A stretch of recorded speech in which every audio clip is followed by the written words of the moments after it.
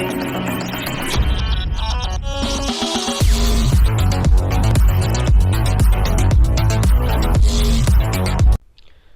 Everyone, எல்லாரும் good evening. நான் உங்கள் Athisayaraj. நாம் இன்றைக்கி எதை பற்றி பேச போகிறோம்?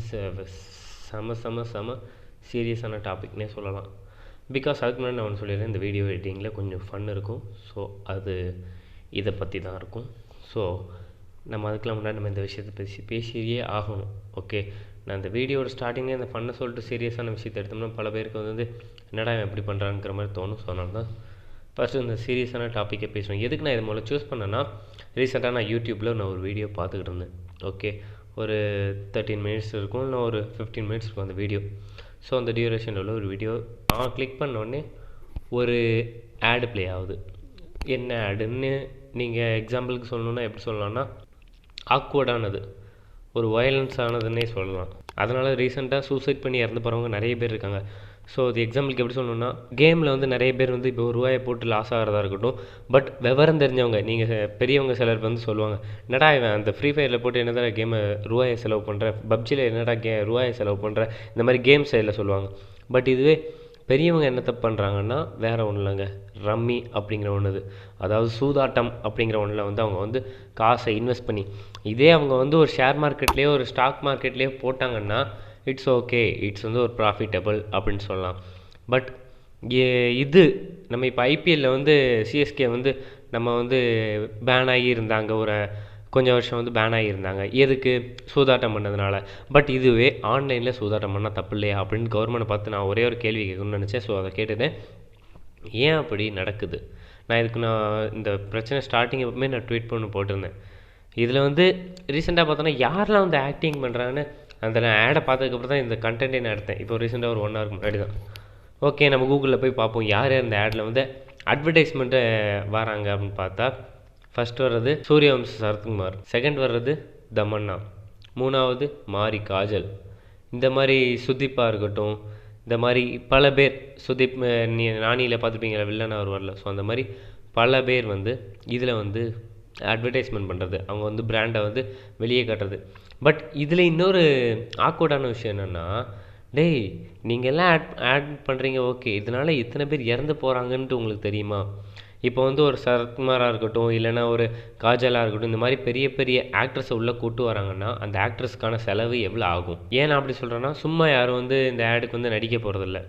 ஏதோ ஒரு லாபம், ஏதோ ஒரு தேவைக்காக தான் இந்த ஆட் நடிக்காங்க. ஏன் இவங்க வந்து சாதாரண மக்களை வந்து நார்மலாக ரீச் ஆக முடியல, எதுக்கு இவங்கள வந்து கூப்பிட்டு வராங்கன்னா, ஏன்னா சூரியவம்ச சரத்குமாருக்கு வந்து பெரிய பிராண்டிங் இருக்குது. அவர் ஒரு நல்ல பொலிட்டீஷியனாக இருக்கட்டும், நல்ல ஒரு ஆக்டராக இருக்கட்டும், நல்ல பொலிட்டீஷியனுங்கிறதுக்கு மேலே ஒரு பெரிய பெஞ்ச் மார்க்கான பெஸ்ட் ஆக்டர்னு வச்சுட்டு போயிட்டார்.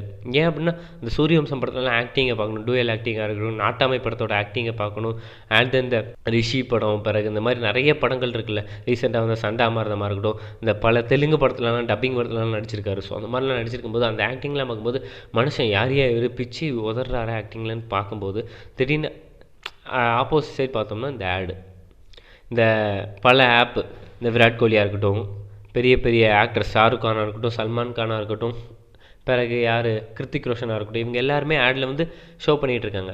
இதனால் என்ன நடக்குதுன்னா, நான் என்ன நடந்துச்சின்னு சொல்கிறேன்னு, ரீசெண்டாக பார்த்தோன்னா 47 வயசு தர்மபுரியை சேர்ந்த ஒரு ஆள், ஓகேவா, 15 லட்சம். சும்மா ₹1 ₹2 இல்லை, நம்ம கடையில் நார்மலாக போய் ஒரு ₹1 ₹2 மிச்சம் தரணும்னா வாங்கிட்டு தானே வருவோம். பட் இங்கே 15 லட்சங்க, 15 லட்சம் சும்மா இல்லை. இதுக்கப்புறம் 25 வயசு ஒரு பையன், பெரியா இல்லை பையன், 25 வயசு ஒரு பையன் 5 லட்சம். நாமக்கல் தென்காசியில் 70,000 ஓகேவா. இவன் வந்து ஒடிசா, அவனுக்கு நேட்டிவ், இங்கே வந்து ஒரு ஸ்பின்னிங் மில்லில் ஒர்க் பண்ண வந்திருக்கான். அந்த பையன் இதெல்லாம் டெத்து, ஓகேவா. நான் வந்து இவங்கெல்லாம் இழந்திருக்காங்கன்னு சொல்ல வரல, இவங்கெல்லாம் டெத்து ஆல்ரெடி. ஓகே, இதுக்கப்புறம் பார்த்தோன்னா தமிழ்நாட்டில் லாஸ்ட்டு 3 மாதம் மட்டுமே, ஓகேவா, லாஸ்ட் 6 மாதம் கிட்ட 25+ கேசஸ். நேமை சொல்லிட்டேன் பார்த்தீங்களா, தேவையில்லை அந்த நேமை சொல்ல நான் விரும்பலை. ஸோ இந்த 20+ மேலே உள்ள இது எல்லாமே, இந்த சூசைட் எல்லாமே 25+ மேலே ரிஜிஸ்டர் ஆகிருக்குது. ஏன் அப்படின்னு பார்த்தா, கேம்லிங், இந்த ரம்மி சூதாட்டம்னு ஒன்று இருக்குல்ல. ஸோ இதில் காசை போட்டு இழந்து போயிடுறாங்க. இதுக்கப்புறம் நாகராஜன் பார்த்தா பெயிண்டிங் கான்ட்ராக்டர் ஒருத்தர், அவர் இறந்து போயிருக்காரு. அதுக்கப்புறம் 29 வயசு பவானி அப்படிங்கிற ஒரு பொண்ணு சென்னையில். அதுக்கப்புறம் கேரளாவில் பார்த்தோம்னா கோழிக்கோட்டில் ஒருத்தன் லட்சக்கணக்காக ஒரு பொண்ணு இறந்து போயிருக்குது. இவங்களாம் இறந்து போகிறாங்க. அந்த கம்பெனி வந்து அப்படியுமே ஆடை கண்டினியூ பண்ணுது. இந்த ரெவல்யூஷன்லாம் வந்தாலுமே அப்படியே ஆடை கண்டினியூ பண்ணுறதா இருக்கட்டும். இந்த இப்போது சரி இவங்க தான் நடிக்க மாட்டாங்க, நம்ம ஒரு டீமுக்கு வந்து ஒரு இது பிராண்டிங்காக போகும் அப்படின்ட்டு ஐபிஎல்லில் போய் ஏதாட்டும் ஒரு டீமுக்கு வந்து இது ஸ்பான்சர்ஷிப் பண்ணுறது, நீங்கள் கேம் விளையாடுங்க வந்து ஜெயிக்கலாம் அப்படின்ட்டு. இதுவே நம்ம நம்ம இந்த பருத்தி வீரன் படத்துலலாம் பார்த்தோமே, இந்த கேம்லிங் விளையாண்டாங்கன்னா வந்து பிடிக்க வருவாங்க, போலீஸ் வந்து பிடிக்க வருவாங்க. அதில் ஒரு நல்ல ஒரு கருத்து இருந்துச்சு பார்த்தீங்களா, அதை வந்து இங்கே வந்து பிரேக் பண்ணுற மாதிரி இருக்குது. ஸோ அப்படி இருந்த ஒரு ரூலு இப்போ வந்து ஃபிசிக்கலாக இப்போ வந்து நானும் நீங்களும் ஒரு ஆலமரத்தடியிலையோ இல்லை எங்கோ ஒரு இடத்துலையோ வச்சு நம்ம கேம்லிங் விளையாடுறோன்னா அந்த இடத்துல வந்து போலீஸ் பிடிக்கலாம், அது ரூலு. பட் இதுவே ஒரு ஆன்லைனில் எல்லாருக்கும் தெரிகிற மாதிரி, எல்லா உலகத்துக்கே அதாவது இந்தியாவுக்கே தெரிகிற மாதிரி, எல்லா கவர்மெண்ட்டுக்கும் தெரிஞ்ச மாதிரி டேக்ஸ் கட்டி ஒரு கேமை உள்ளே இன்வால்வ் பண்ணி அதை டவுன்லோட் பண்ணி அதில் ரூபாயை போட்டு தோற்று போனால் அது ரூல் கிடையாது, அது வந்து கேம்லிங் கிடையாது. அது வந்து ஓகே இது வந்து நீங்கள் விளையாடலாங்கிற மாதிரி இருக்குது, அவங்கள அப்ரோச் பண்ணி விடுற மாதிரி இருக்குது. சரி இவங்க தான் பண்ணுறாங்கன்னா நம்ம வந்து டாஸ்மாக்னு ஒன்று இருக்குல்ல, டாஸ்மாக் எதுக்கு அட்வர்டைஸ்மெண்ட் இல்லை, அதனால் அதுக்கு அட்வர்டைஸ்மெண்ட் எதனால் இல்லைன்னு தெரியுமா? அது வந்து அட்வர்டைஸ்மெண்ட் பண்ணால் கவர்மெண்ட் வந்து அது வந்து ரூல் இருக்குது கவர்மெண்டோட நாம்ஸில். பட் அதனால் என்ன பண்ணாங்கன்னா அது மார்க்கெட்டிங் டாக்டிக்ஸ் எப்படி மாற்றினாங்கன்னா, ஒரு கிரிக்கெட் டீமுக்கு வந்து கேஎஃப்னு வர்றது, ஸோ இந்த மாதிரி நிறைய பிராண்டிங்ஸ் வந்து அப்படி விராட் கோலியை வச்சு ஒரு ஆடு, இந்த மாதிரி இந்த கிரிக்கெட் பிளேயர்ஸ்லாம் வச்சு ஒரு ஆடு, இதை வந்து ஒரு ஜூஸ் பாட்டிலாக கொண்டு வர வேண்டியது, இல்லை ஏதாட்டும் ஒரு பிராண்டிங் அவங்க டிஷர்ட்டில் ஒரு லோகோ, அது பார்க்கும்போது நமக்கு என்ன தோணும், ஓகே அந்த லோகோ போட்டுச்சுன்னா அவங்க இதே ஆர்சிபின்னா இந்த கலரில் இருக்கும், ரெட் அண்ட் இதில் இருக்கும், இதனால் இது வந்து இந்த ஒரு பிராண்டோட அப்படிங்கிற மாதிரி. இந்த மாதிரி ஒவ்வொரு பிராண்டும் ஒவ்வொன்றோட கொலாப் பண்ணி அப்படி கொண்டு வந்திருப்பாங்க. இதே ரம்மியில் பார்த்தோம்னா இந்த சரத்குமார் சாராக இருக்கட்டும், இந்த சைடு இவங்களாக இருக்கட்டும், கிருத்திக் ரோஷனாக இருக்கட்டும், ஷாருக் கானாக இருக்கட்டும், தமனாக இருக்கட்டும், காஜலாக இருக்கட்டும், எல்லாரும் சேர்ந்துக்கிட்டு இதில் வந்து ஆடில் பண்ணியிருக்காங்க. நம்ம கமல்ஹாசன் சாராக இருக்கட்டும் அண்ட் தென் ரஜினி சாராக இருக்கட்டும், எதுக்கு இவங்களாம் இதில் நடிக்கலை? ஏன் அவங்களாம் அப்ரோச் பண்ணாமல் இருப்பாங்க? இவ்வளோ பெரிய கம்பெனி, இவ்வளோ லேக்ஸ் அண்ட் லேக்ஸை சம்பாதிக்கிற கம்பெனி, ஏன் போயும் சரத்குமார் சாருக்கு போய் ஒரு இன்விடேஷன் கொடுக்கணும் அப்படின்னு இல்லைல்ல. அவங்களுக்கும் கொடுத்துருப்பாங்க, ரஜினி சாருக்குமே அவரோட மார்க்கெட் ரேட்டை பொறுத்து ஓகே இவருக்கு ஒரு 1 crore இல்லை 2 crore இல்லை 10 crore 50 crore வரை கொடுக்குறேன் அப்படின்னு சொல்லியிருக்கலாம். பட் அவர் வேணாம் அவரோட மைண்ட் செட் என்னமா இருந்திருக்கும், இது வந்து தப்பு, இது வந்து மக்களுக்கு வந்து செட் ஆகாது, இது மக்களை அழிச்சிரும் அப்படின்ட்டு. இவங்கெல்லாம் டிஸ்க்ளைமரில் ஒன்று போடாமே பார்க்கணும், திட்ஸ் கேம் ரிஸ்க்லி அப்படிங்கிற மாதிரி ஒரு டக்குன்னு ஒரு 2 செகண்டில் டக்குன்னு சொல்லிட்டு போயிடுவாங்க. மற்ற எல்லாத்தையும் 10 லட்சம் பேர் சம்பாதிக்கிறாங்க, 10 லட்சம் சம்பாதிக்கிறாங்க, மேல் வீட்டிலேருந்து விளையாடுறாங்க, கீழ் வீட்டிலேருந்து விளையாடுறாங்க, சைடு வீட்டிலேருந்து விளையாடுறாங்க, உங்கள் வீட்டில் விளையாடுறீங்களா? அவன் 50 லட்சம் பேர் ரியல் பிளேயருமா, எல்லாம் கம்ப்யூட்டர் பிளேயரை வச்சுட்டு அவனே கோடிங் பண்ணி அவனே தோக்க வச்சுட்டு போயிடுவான். அது ஈஸியாக அவன் ஜெயிச்சுட்டு போயிடலாம். அவன் சம்பாதிக்கிற கேம் அவன் சம்பாதிக்கணும்னு முடிவு பண்ணான்னு எப்படி சம்பாதிச்சான்னு யாருக்கு கவலை? அவன் கவர்மெண்ட்டுக்கு கரெக்டாக டேக்ஸ் கட்டிடுவான், அதனால தான் கவர்மெண்ட் அவனை பேன் பண்ணாமல் இருக்கும். இதெல்லாம் ஒரு சைடு போனாலுமே இந்த டெத்துக்கெலாம் யாருங்க காரணம்னு சொல்ல முடியும்? இப்போ வந்து நான் அந்த கேம் விளையாடுறேன்னா எனக்கு அவேர்னஸ் இல்லைங்கிறது தான் என்னோட ஒரு விஷயம். ஓகேவா? என்னோட பாயிண்ட் ஆஃப் வியூ என்னென்னா, நமக்கு தேவையான அவேர்னஸ் இல்லை. அவன் போடுற அந்த ரிஸ்கினஸ்ன்னு போடுறால, this game risk in reality life அப்படின்ட்டு, it's not a reality, it's a virtuality அப்படின்னு சொல்லலாம். அவன் வந்து அதை ஒரு சின்ன பொட்டை எழுத்துல எழுதிட்டு போயிடுவான், சின்ன லைனாக எழுதிட்டு போயிட்டே இருப்பான். பட் மற்ற எல்லாத்தையும் பாருங்களேன், 15 லட்சம் ரியல் பிளேயர் டன்ட்டு மியூசிக்லாம் போட்டு அதுக்குன்னு கிளாமர் கேர்ள்ஸை வச்சு அட்ராக்ட் பண்ண வேண்டியது. இந்த கேம்லிங்க்குன்னு பல ஆப்ஸாக இருக்கட்டும், பல ஆடாக இருக்கட்டும், ஏன் இத்தனைக்கும் டிவி சேனல்ஸ்லேயே வந்துச்சு எல்லா ஆடுமே. இப்போ ரீசெண்டாக தானே எல்லா டிவி சேனலும் இது ஒரு வயலன்ஸாக போயிட்டுருக்குங்கிறதுனால அதெல்லாம் கம்மி பண்ணிட்டாங்க. பட் இன்றைக்குமே பல சேனலில் ரன் ஆகிட்டு இருக்கு. நம்ம இல்லைன்னு சொல்ல முடியாதுல்ல. இது ஒரு விஷயமா நம்ம பேசுகிறோன்னா ஏதோ ஒன்று நடந்திருக்கலாம், இம்பாக்ட் நடக்க போய் தானே மக்கள் வந்து அதை பற்றி பேசுகிறாங்க. அதை பற்றி அவேர்னஸ் இல்லாமல் இருக்கிறது எதனால்? அவன் வந்து அவளை தமிழ்நாட்டில் வந்து ஒரு ஆடை போடுறான்னா அதுலேயும் தமிழ் ஆக்டர் நடிக்கிறான், அந்த இடத்துல தமிழில் வர வேண்டியது தானே. இது விதிமுறைக்குட்பட்டது, இதில் காசை இழந்து விடும், தமிழில் சொல்லிட்டு போகிறத தெளிவாக சொல்ல வேண்டியதுனே. இப்போ நம்ம ரயில்வே ஸ்டேஷன்லாம் போனோம்னா வண்டி எண் 1 2 3ன்னு சொல்கிறாங்கல்ல, சென்ட்ரல் கவர்மெண்ட் தானே. அதே இதை வந்து இப்போ மூவிஸ்லாம் சென்சார் பண்ணுறாங்கல்ல, அந்த கட்டை தூக்கி இந்த கட்டை தூக்கி, இது வந்து கிசிங் சீன் ஓவராக இருக்குது, இதில் வந்து நியூடிட்டி அதிகமாக இருக்குன்னு தூக்குன்னு சொல்கிறாங்கல்ல. பட் அதே சென்சார் வந்து ஏன் ஆடுக்கு இல்லை? அதுக்கு ஆடுக்கு வந்து இந்த சென்சார் இருந்துச்சுன்னா இதை தூக்கலாமே, இது தூக்க வேண்டியதுனே. இது வந்து அவங்களோட இதில் இல்லையா, அந்த சென்சார் கம்யூனிட்டியில் இது இல்லையா, இந்த ரூல் இல்லையா இவங்களை தூக்குறதுக்கு, இந்த மாதிரி ஒரு இன்ஃப்ளூயன்ஸ் பண்ணுறதுக்கு? இது வந்து அவங்க பண்ணுறதுனால தான் இம்பாக்ட் பெருசாக இருக்கும். ஏன்னா வந்து ஒரு சூரியவம்ச சரத்குமார்னா சூரியவம்ச கதை நம்ம இன்றைக்குமே மீமாக பார்த்தாலுமே அது வந்து நமக்கு வந்து ஒரு இதாக இருக்கும், வியப்பாக இருக்கும். ஓகே, நம்ம என்றைக்குமே நீ பெரிய சூரிய சரத்குமார் ஒரே நேரில் பணக்காரன் ஆயிடுவா அப்படிங்கிற மாதிரி நிறைய பேர் நம்ம வந்து பேச்சு வழக்கிலே பேச ஆரம்பிப்போம். ஸோ அதனால தான் சொல்கிறேன், இந்த கேம்ஸ் வேணாம். இதுக்கு நீங்கள் ஆடு நடிக்க வேணாம். இதை வந்து நான் யாருக்கு சொல்கிறேன்னா, இந்த மாதிரி ஆக்டிங்கில் நடிக்கிற எல்லாருக்கும் தான் சொல்கிறேன்.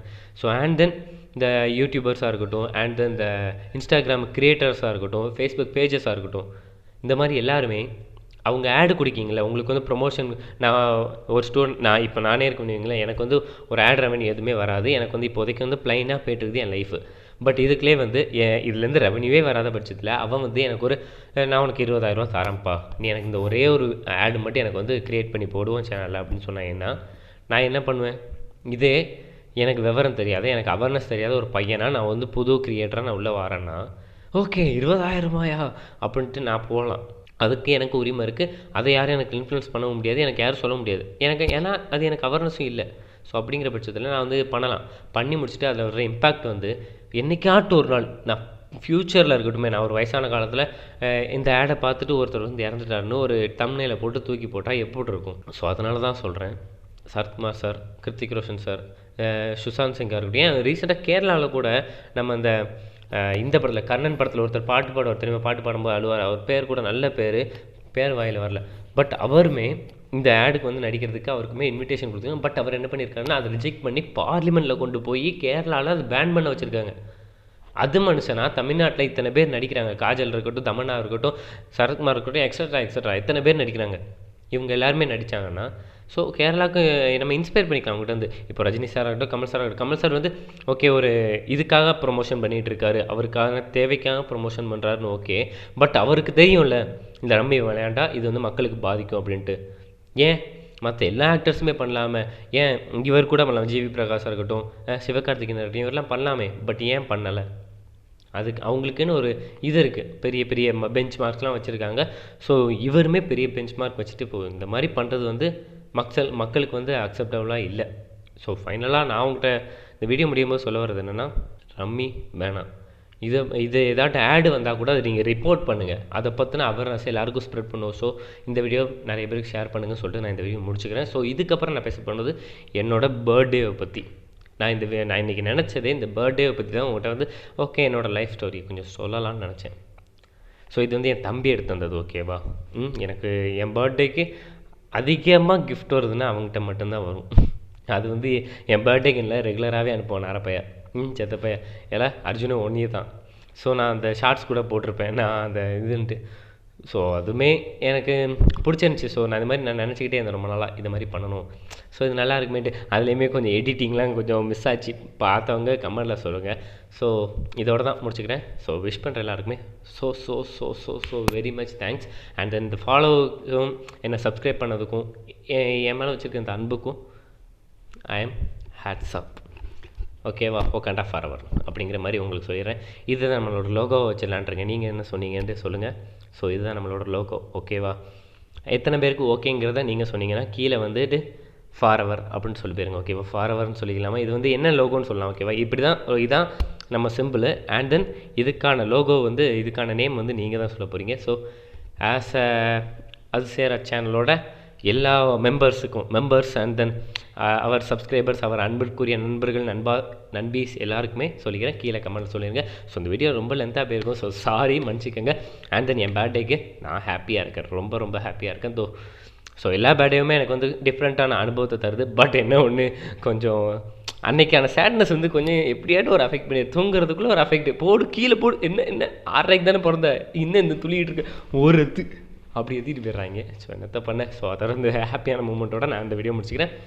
அண்ட் தென் இனி ஹாப்பி பர்த்டே சொன்னதுக்கு ஸோ தேங்க்ஸ். ஸோ இன்றைக்கி யாருக்காட்டும் உங்களுக்கு பர்த்டே இருந்துச்சுன்னா so many more happy returns of the day. And then உங்களோட பெஞ்ச் மார்க்கை நீங்கள் வைங்க. ஸோ நாளைக்கு இன்னொரு இன்ட்ரெஸ்டிங்கான வீடியோ நான் உங்களை சந்திக்கிறேன். அதுவரை உங்களை வந்து விடைபெறுது தான் உங்கள் சர்ச். Bye love you guys. Have a good day. Cheers.